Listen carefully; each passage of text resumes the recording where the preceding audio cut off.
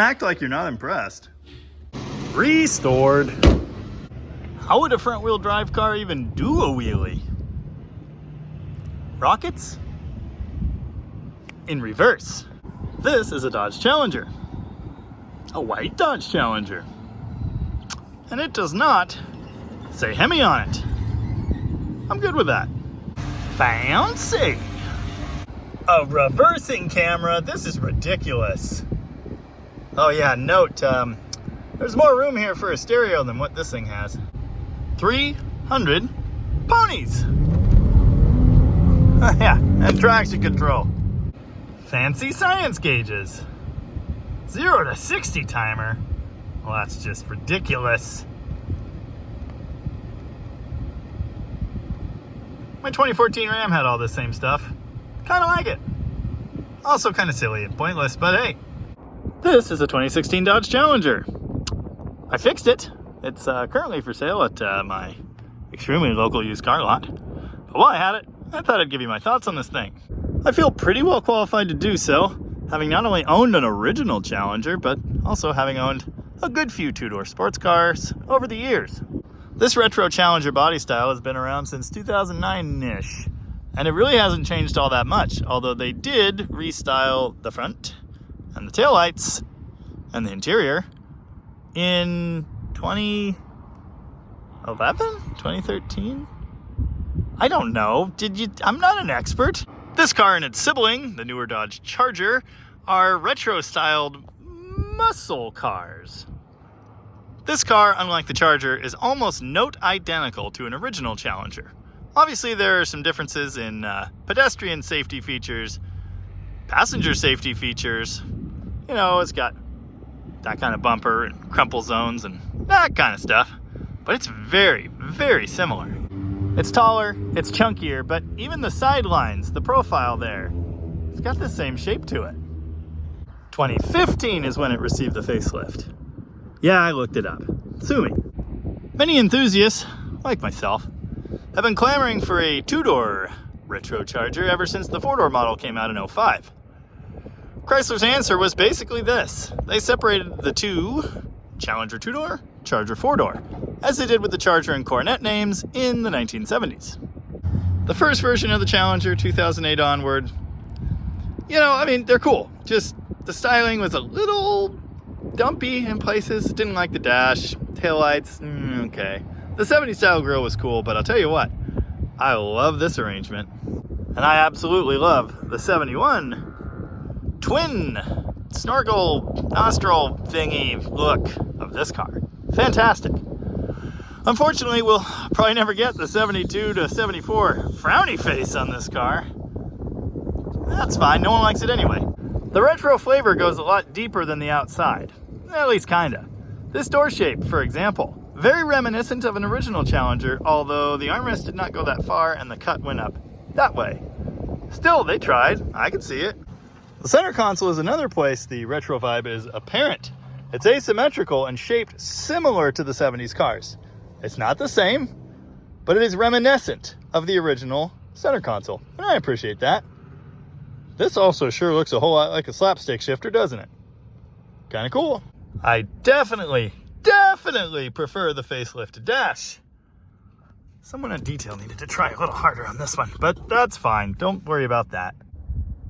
Yeah, I'm sure it has. So, if it doesn't say Hemi, what's under the hood? One of these thingies. A 300 horsepower V6 with quad cams and all kinds of science. The thing I like about this engine most is it's not a Hemi. Hemis have problems. Older generation Challengers had a V6 out of like a Sebring, a 3.5. Kinda underwhelming in my book. I also love the hood design. Exactly the same as my 73 Challenger Rally had. Well, close enough anyway. I don't know who needs to hear this, but 300 horsepower is plenty for a street car. 400 is excessive and kind of ridiculous, and anything over that, what are you doing? Just destroying tires for fun? I recently sold a 2014 Ram with this same V6 engine. It actually makes slightly more power in the Ram because there's more room for air filter intake thingy and exhaust. The performance in that truck was impressive for a little V6. It was more than adequate. It would burn tires and move just fine. Of course, the 8-speed automatic helps with that quite a bit as well. In a car that weighs 2,000 pounds less, it's really impressive, actually. I always thought any Challenger or Charger that did not have a Hemi was a waste of time. But now I'm enlightened. So how does it drive? Like a facelifted 90s Mercedes with a 300 horse V6 and an 8-speed automatic. Anyone with a Ram truck or any other Chrysler product from this era, for that matter, will find this. Looks very familiar. Oh, in fact, the 4-door version of this switch is used in the Maserati Ghibli as well. I'm not Italian. Let's just assume I said that right. The upshift is back toward the driver, and you can launch in first or second. That's kind of cool. Sport mode. So how sporty is it?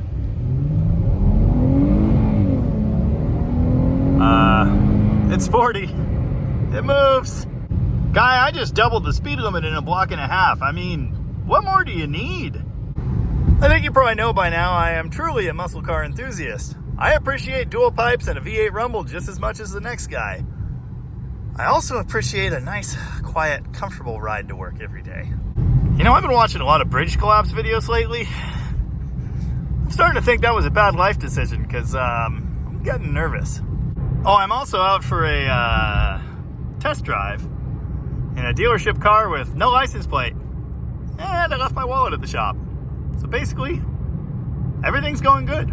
It's so quiet in here. You hardly know there's even an engine running. Okay, the one thing there is a little wind noise, which I don't love. This isn't a new car review. This is whatever it is. Oh, I'm greatly exceeding the speed limit. So what does it do now?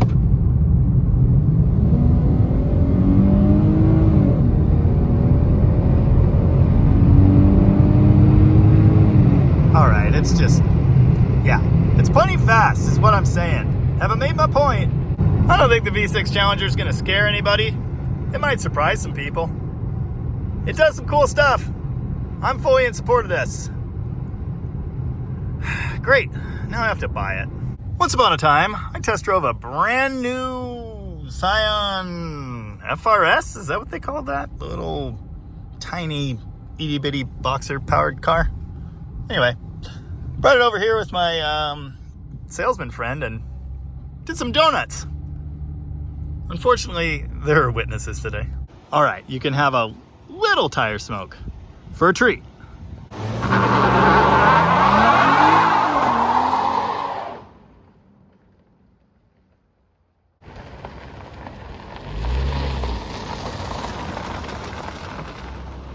I rest my case. Does it leave 2 stripes? Yeah, you know it does. The Pentastar powered Challenger is awesome, and I would buy one. I would definitely buy it before I bought a Hemi.